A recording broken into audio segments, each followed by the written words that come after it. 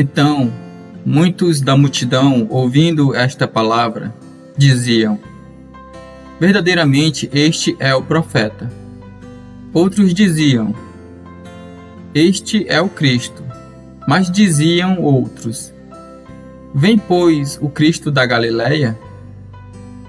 Não diz a Escritura que o Cristo vem da descendência de Davi e de Belém, da aldeia de onde era Davi? Assim, entre o povo havia dissensão por causa dele. E alguns deles queriam prendê-lo, mas ninguém lançou mão dele. E os servidores foram ter com os principais dos sacerdotes e fariseus. E eles lhes perguntaram: por que não o trouxestes? Responderam os servidores: nunca homem algum falou assim como este homem. Responderam-lhes, pois, os fariseus: também vós fostes enganados? Creu nele, porventura, alguns dos principais ou dos fariseus? Mas esta multidão, que não sabe a lei, é maldita. Nicodemos, que era um deles, o que de noite fora ter com Jesus, disse-lhes: porventura condena a nossa lei um homem sem primeiro o ouvir e ter conhecimento do que faz? Responderam eles e disseram-lhe: és tu também da Galileia?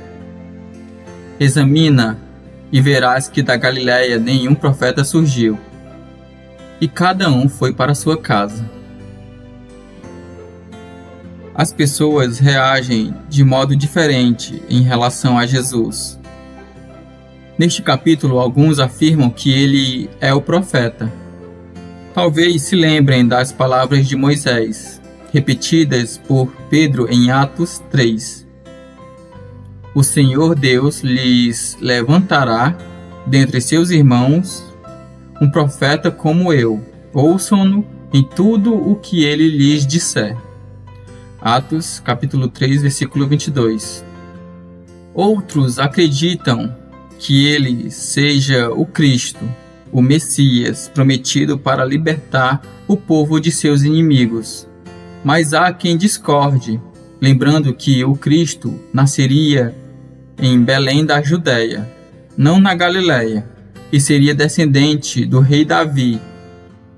Eles ignoram que Jesus realmente nasceu em Belém e que Maria, sua mãe, é da linhagem de Davi. Os oficiais que devem prendê-lo não ousam fazê-lo. Ninguém jamais falou da maneira como esse homem fala. João, capítulo 7, versículo 46. É a justificativa que dão aos sacerdotes e fariseus que os enviaram. E você? Qual é a sua posição em relação a Jesus? Você o considera um mero profeta ou reconhece que ele é o próprio Verbo de Deus encarnado? Para você, ele é um libertador político?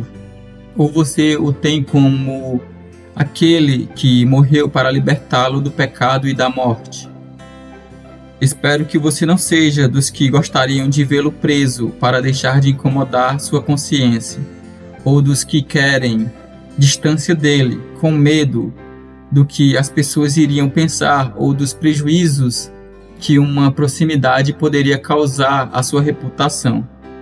Em outras passagens, Jesus avisa: se alguém se envergonhar de mim e das minhas palavras, o Filho do Homem se envergonhará dele, quando vier na glória de seu Pai, com os santos anjos. Marcos, capítulo 8, versículo 38.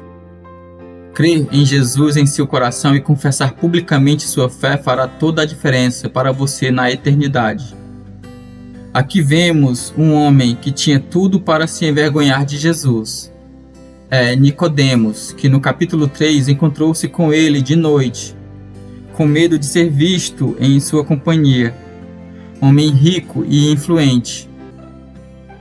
Em sua posição de membro do Sinédrio, ou poder legislativo, ele tinha muito a perder, mais do que eu ou você. Mesmo assim, Agora ele defende Jesus diante das outras autoridades, dizendo: a nossa lei condena alguém sem primeiro ouvi-lo para saber o que ele está fazendo? João, capítulo 7, versículo 51. Seus colegas o tratam com desdém, mas você voltará a encontrá-lo no final, ajudando a retirar o corpo de Jesus da cruz e preparando-o para a sepultura. Nem mesmo os apóstolos tiveram coragem de fazer isso. Muitos dos que falam de sua fé com desenvoltura, quando tudo vai bem, simplesmente desaparecem ao menor sinal de perigo, com medo de perderem o que têm. E os que parecem ser os menos prováveis são os que mais refletem a luz de Jesus na noite escura da adversidade. Nosso capítulo termina dizendo: então cada um foi para a sua casa. João capítulo 7, versículo 53.